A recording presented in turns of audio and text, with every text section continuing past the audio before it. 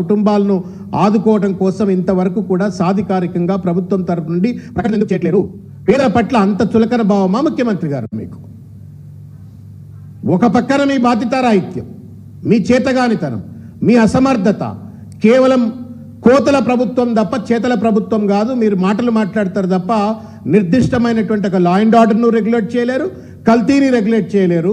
మరో పక్కన పోయిన ప్రాణాల పట్లైనా కనీసం మీరు మానవత్వంతో ఉదారంతో మీరు ఇంతవరకు కూడా ఖండించకపోవటం, వాళ్ళకు అండగా ఉంటుంది ప్రభుత్వం అని చెప్పని ప్రకటన చేయకపోవటం మీ యొక్క దుర్మార్గమైనటువంటి వైఖరికి ఇది నిదర్శనం, మీ మానవత్వ లేమికి ఇది నిదర్శనం అని చెప్పని బీఆర్ఎస్ పార్టీ ఖండిస్తూ ఉంది.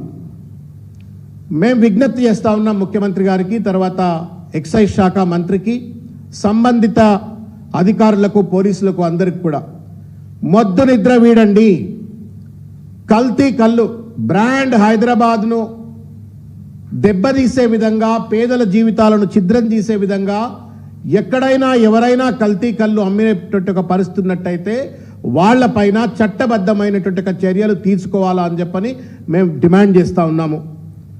రెండవ డిమాండ్ ఏంటి అంటే 7 ప్రాణాలు, 7 కుటుంబాలు, 7 తరాలు వాళ్ళను ఆదుకునే విధంగా వెంటనే ప్రభుత్వం తగు ఎక్స్గ్రేషియా అనౌన్స్ చేయాలా అని చెప్పని ఈ సందర్భంగా ప్రభుత్వానికి మేము విజ్ఞప్తి చేస్తూ ఉన్నాము. ఇంకొకటి, బీఆర్ఎస్ ప్రభుత్వం కూడా అధికారంలో ఉంది 10 సంవత్సరాల పాటు. ఎక్కడా కూడా కల్తీ కళ్ళకు సంబంధించిన సమస్యలు రాకుండా నిరంతరంగా చెక్స్ అండ్ బ్యాలెన్సెస్ పెట్టుకొని వ్యవహరించినటువంటి ఒక తీరును కూడా గుర్తు చేస్తూ, మరి ఈ ప్రభుత్వం ఎందుకు మొద్దు నిద్రపోతా ఉన్నది అంటే దానికి ప్రధానమైనటువంటి ఒక కారణం ఏంటి అంటే ఇవాళ అనేక కల్తీ కళ్ళు అమ్ముతున్నటువంటి వాళ్ళు ఇవాళ ప్రభుత్వంతో చేతులు కలిపి అధికారంలో ఉన్నటువంటి ఒక కాంగ్రెస్ పార్టీలో చేరి ఇవాళ ఈ రకమైనటువంటి ఒక కల్తీ కళ్ళు అమ్ముతున్నట్టుగా కూడా ప్రాథమికమైనటువంటి ఒక సమాచారం ఉన్న దరిమిలా ఈ మొత్తం కల్తీ కళ్ళు వ్యవహారం పైన విచారణ జరపాలా, బాధితులకు ఎక్స్గ్రేషియా చెల్లించి ఆదుకోవాలా, అదేవిధంగా కల్తీ కళ్ళు నివారణ చర్యలు చేపట్టాలా.